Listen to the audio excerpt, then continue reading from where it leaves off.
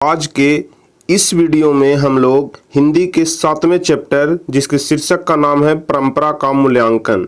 तो इस चैप्टर से संबंधित जितने सारे भी ऑब्जेक्टिव क्वेश्चन हैं उन सारे ऑब्जेक्टिव क्वेश्चन को आज हम लोग इस वीडियो में देखेंगे।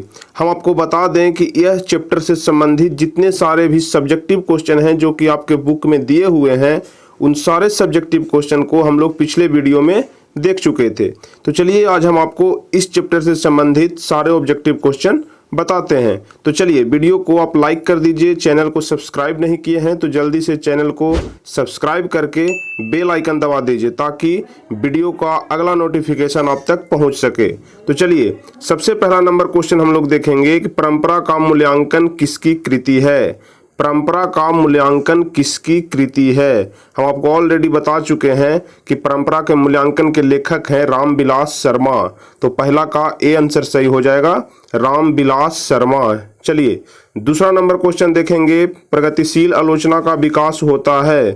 प्रगतिशील आलोचना का विकास होता है। किस चीज से प्रगतिशील आलोचना का विकास होता है? धर्म से या फिर साहित्य की परंपरा से या फिर कला के ज्ञान से या इतिहास के ज्ञान से? तो प्रगतिशील आलोचना का विकास होता है साहित्य की परंपरा के ज्ञान से। तो दूसरा का बी आंसर सही हो जाएगा, साहित्य की परंपरा के ज्ञान से। चलिए क्वेश्चन नंबर तीसरा देखेंगे। परंपरा का मूल्यांकन पाठ के रचनाकार कौन है? परंपरा का मूल्यांकन पाठ के रचनाकार कौन है? तो हम आपको सबसे पहला नंबर क्वेश्चन में ही बताए कि परंपरा का मूल्यांकन पाठ के रचनाकार रामविलास शर्मा हैं। तो तीसरा का सी आंसर सही हो जाएगा, रामविलास शर्मा। चलिए क्वेश्चन नंबर चौथा देखेंगे। तार सप्तक में कितने कवियों की कविताएं संग्रहित है? तार सप्तक में कितने कवियों की कविताएं संग्रहित है? तो चौथा का डी आंसर सही हो जाएगा, 7। तार सप्तक में 7 कवियों की कविताएं संग्रहित हैं। चलिए पांचवा नंबर क्वेश्चन देखेंगे। रामविलास शर्मा का जन्म कब हुआ था? रामविलास शर्मा का जन्म कब हुआ था? ऑप्शन है 10 अक्टूबर 1912, 20 सितंबर 1913, 25 नवंबर 1914 या फिर 10 अक्टूबर 1911। तो पांचवा का सही आंसर ए हो जाएगा, 10 अक्टूबर 1912 ईस्वी को रामविलास शर्मा का जन्म हुआ था। चलिए क्वेश्चन नंबर छठा देखेंगे। साहित्य की परंपरा का पूर्ण ज्ञान किस व्यवस्था में संभव है? साहित्य की परंपरा का पूर्ण ज्ञान किस व्यवस्था में संभव है? ऑप्शन है पूंजीवादी व्यवस्था में, जातिवादी व्यवस्था में, समाजवादी व्यवस्था में या फिर भौतिकवादी व्यवस्था में। तो साहित्य की परंपरा का पूर्ण ज्ञान समाजवादी व्यवस्था में संभव है। चलिए क्वेश्चन नंबर 7वां देखेंगे। रामविलास शर्मा ने बीए कब किया? रामविलास शर्मा जो इस चैप्टर के लेखक हैं उन्होंने बीए कब किया? ऑप्शन है 1932 ईस्वी में, 1934 ईस्वी में, 1933 या फिर 1931 ईस्वी में। तो रामविलास शर्मा ने 1932 ईस्वी में बीए किया था। तो 7वां का ए आंसर सही हो जाएगा, 1932 ईस्वी। ठीक है, 1932 ईस्वी में रामविलास शर्मा ने बीए किया। चलिए 8वां नंबर क्वेश्चन देखेंगे। साहित्य सापेक्ष रूप में क्या होता है? साहित्य सापेक्ष रूप में क्या होता है? कहने का मतलब कि ऑप्शन है पराधीन होता है, जड़ होता है, परतंत्र होता है या फिर स्वाधीन होता है। तो साहित्य सापेक्ष रूप से स्वाधीन होता है। साहित्य सापेक्ष रूप से स्वाधीन होता है। चलिए 9वां नंबर क्वेश्चन देखेंगे। बायरन किस भाषा के कवि हैं? बायरन किस भाषा के कवि हैं? हम आपको पिछले वीडियो में भी यह क्वेश्चन बता चुके हैं कि जो बायरन है वह अंग्रेजी भाषा के कवि हैं। 9 का सही आंसर सी हो जाएगा, अंग्रेजी भाषा। यहाँ पर सी इसका सही आंसर हो जाएगा। चलिए क्वेश्चन नंबर 10वां देखेंगे। साहित्य में विकास प्रक्रिया किस तरह संपन्न होती है? साहित्य में विकास प्रक्रिया किस तरह संपन्न होती है? ऑप्शन है समाज की तरह, जंगल की तरह, शहर की तरह या फिर परिवार की तरह। तो साहित्य में जो विकास प्रक्रिया है वह समाज की तरह संपन्न होती है। तो 10 का ए आंसर सही हो जाएगा, समाज की तरह। अब हम लोग 11 नंबर क्वेश्चन देखेंगे। निराला की साहित्य साधना किनकी कृति है? निराला की साहित्य साधना किनकी कृति है? दूधनाथ सिंह की, रघुवीर सहाय की या फिर रामविलास शर्मा की या फिर मुक्तिबोध की। तो 11 का सी आंसर सही हो जाएगा, रामविलास शर्मा की। निराला की जो साहित्य साधना है वह रामविलास शर्मा की कृति है। चलिए 12 नंबर क्वेश्चन देखेंगे, परंपरा का मूल्यांकन किस विद्या की रचना है। परंपरा का मूल्यांकन किस विद्या की रचना है, मतलब कहने का मतलब यह कहानी है कि निबंध है कि संस्मरण है कि लघु कथा है। तो परंपरा का मूल्यांकन एक प्रकार का निबंध है। तो 12 का यहाँ पर बी आंसर सही हो जाएगा, निबंध। चलिए क्वेश्चन नंबर 13 देखेंगे, निराला की साहित्य साधना कितने खंडों में रचित है। निराला की साहित्य साधना कितने खंडों में रचित है। ए है 2 खंडों में, बी है 3 खंडों में, सी है 4 खंडों में या फिर डी है 5 खंडों में। तो निराला की साहित्य साधना जो है वो 3 खंडों में रचित है। 13 का बी आंसर सही हो जाएगा, 3 खंडों में, ध्यान रखिएगा। चलिए क्वेश्चन नंबर 14 देखेंगे, रामविलास शर्मा किस संस्थान के निदेशक बने। रामविलास शर्मा किस संस्थान के निर्देशक बने। तो इसका सही आंसर ए हो जाएगा, KM हिंदी संस्थान। याद रखिएगा इसमें बहुत सारे ऑप्शन दिए हुए हैं, लेकिन आपको सिर्फ एक ही याद रखना है, KM हिंदी संस्थान। 14 का ए आंसर सही हो जाएगा, KM हिंदी संस्थान। चलिए 15 नंबर क्वेश्चन देखेंगे, प्रेमचंद्र और उनका युग किनकी रचना है। प्रेमचंद्र और उनका युग किनकी रचना है। तो इसका डी आंसर सही हो जाएगा, रामविलास शर्मा की। प्रेमचंद्र और उनका युग रामविलास शर्मा की रचना है। चलिए क्वेश्चन नंबर 16 देखेंगे, एथेंस किस महादेश में है। एथेंस किस महादेश में है। ऑप्शन है यूरोप, एशिया, अमेरिका या फिर ऑस्ट्रेलिया। तो एथेंस जो है वह यूरोप महादेश में है। 16 का ए आंसर सही हो जाएगा, यूरोप। चलिए 17 नंबर क्वेश्चन देखेंगे, लैटिन कवि कौन है। लैटिन कवि कौन है। ऑप्शन है वर्जिल, वायरन, शेक्सपियर या फिर रेनर मारिया रिल्के। तो 17 का ए आंसर सही हो जाएगा, वर्जिल। लैटिन जो है वो एक प्रकार के वर्जिल कवि हैं। चलिए 18 नंबर क्वेश्चन देखेंगे, अज्ञे ने तार सप्तक कब संपादित किया। मतलब तार सप्तक उन्होंने कब लिखा। तो अज्ञे ने तार सप्तक 1943 ईस्वी में संपादित किया। बी आंसर सही हो जाएगा 18 नंबर का, 1943 ईस्वी। अज्ञे ने तार सप्तक 1943 ईस्वी को संपादित किया।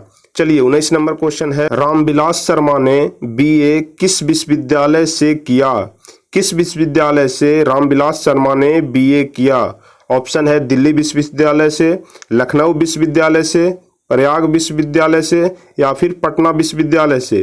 तो 19 का सही आंसर बी हो जाएगा, लखनऊ विश्वविद्यालय से। रामविलास शर्मा ने BA लखनऊ विश्वविद्यालय से किया। चलिए 20वां नंबर क्वेश्चन देखेंगे, रामविलास शर्मा ने लखनऊ विश्वविद्यालय के किस विभाग में अध्यापन कार्य किया था। रामविलास शर्मा ने लखनऊ विश्वविद्यालय के किस विभाग में अध्यापन कार्य किया था।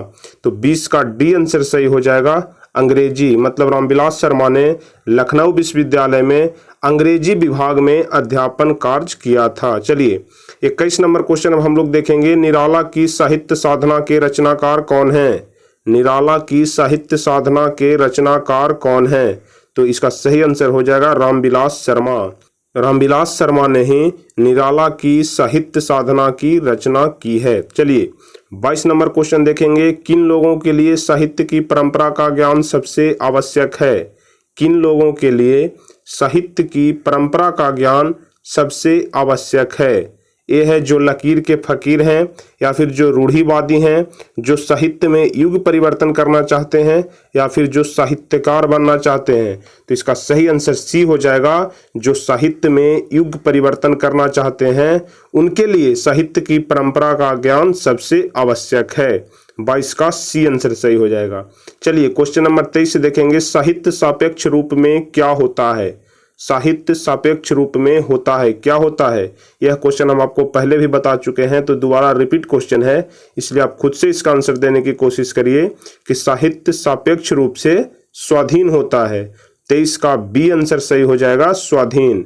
साहित्य सापेक्ष रूप से स्वाधीन होता है। चलिए 24 नंबर क्वेश्चन देखेंगे, साहित्य के निर्माण में किनकी भूमिका निर्णायक है। साहित्य के निर्माण में किनकी भूमिका निर्णायक है। ऑप्शन है प्रतिभाशाली मनुष्यों की, भाग्यवादी मनुष्यों की या फिर परिश्रमी मनुष्यों की या फिर पूंजीपति मनुष्यों की। तो 24 का ए आंसर सही हो जाएगा, प्रतिभाशाली मनुष्यों की। साहित्य के निर्माण में प्रतिभाशाली मनुष्यों की भूमिका निर्णायक है। चलिए क्वेश्चन नंबर 25 देखेंगे। अविच्छिन्न का शाब्दिक अर्थ होता है। अविच्छिन्न का शाब्दिक अर्थ क्या होता है? ऑप्शन है खंडित, अटूट, प्रवाहित या फिर ठहराव। तो 25 का बी आंसर सही हो जाएगा, अटूट। अविच्छिन्न का शाब्दिक अर्थ होता है अटूट। चलिए क्वेश्चन नंबर 26 देखेंगे। कौन सा ऐसा गुलाम देश था जिसकी सभ्यता ने सारे यूरोप को प्रभावित किया? कौन सा ऐसा गुलाम देश था जिसकी सभ्यता ने सारे यूरोप को प्रभावित किया? ऑप्शन है भारत, अमेरिका, दक्षिण अफ्रीका या फिर एथेंस। तो 26 का सही आंसर हो जाएगा डी, एथेंस। ठीक है, एथेंस एक ऐसा गुलाम देश था जिसकी सभ्यता ने सारे यूरोप को प्रभावित किया। चलिए क्वेश्चन नंबर 27 देखेंगे। आदिम का अर्थ है। आदिम का क्या अर्थ है? तो आदिम का अर्थ होता है अति प्राचीन, मतलब बहुत पुराना। तो ठीक है, तो 27 का यहाँ पर बी आंसर सही हो जाएगा। आदिम का अर्थ है अति प्राचीन। चलिए 28 नंबर क्वेश्चन देखेंगे। किस वर्ष की क्रांति के बाद रूसी और गैर रूसी जातियों के आपसी में बहुत बड़ा परिवर्तन हुआ? किस वर्ष की क्रांति के बाद रूसी और गैर रूसी जातियों के आपसी में बहुत बड़ा परिवर्तन हुआ? क्वेश्चन थोड़ा उटपटा है, इसलिए आप क्वेश्चन को ध्यान से समझिएगा। तो चलिए यहाँ पर 28 का सही आंसर सी हो जाएगा। 1917 की क्रांति में, मतलब 1917 की क्रांति के बाद रूसी और गैर रूसी जातियों के आपसी में बहुत बड़ा परिवर्तन हुआ। चलिए 29 नंबर क्वेश्चन देखेंगे। सभ्यता का हर स्तर क्या नहीं होता? सभ्यता का हर स्तर क्या नहीं होता? तो यहाँ पर ऑप्शन है धर्म युद्ध नहीं होता, कर्म युद्ध, वर्ग युद्ध या फिर द्वंद्व युद्ध। तो 29 का सी आंसर सही हो जाएगा, वर्ग युद्ध। सभ्यता का वर्ग युद्ध का हर स्तर नहीं होता। ठीक है, 29 का सी आंसर सही हो जाएगा, वर्ग युद्ध। चलिए 30 नंबर क्वेश्चन देखेंगे। शर्मा जी जे पुरस्कार की राशि किसे दान स्वरूप दिया गया? शर्मा जी जो पुरस्कार थी उसकी राशि किसे दान स्वरूप दिया गया? ऑप्शन है गरीबों को, बेरोजगारों को, भारत सरकार को या फिर राज्य सरकार को।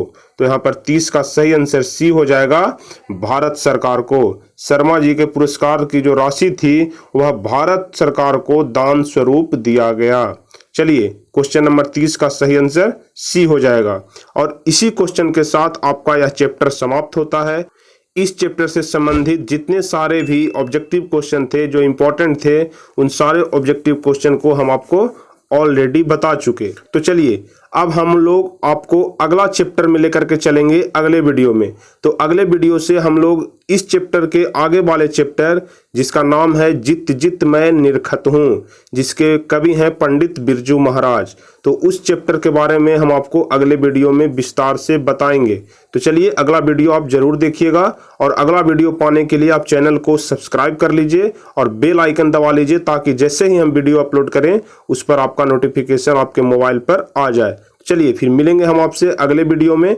तब तक के लिए जय हिंद, धन्यवाद।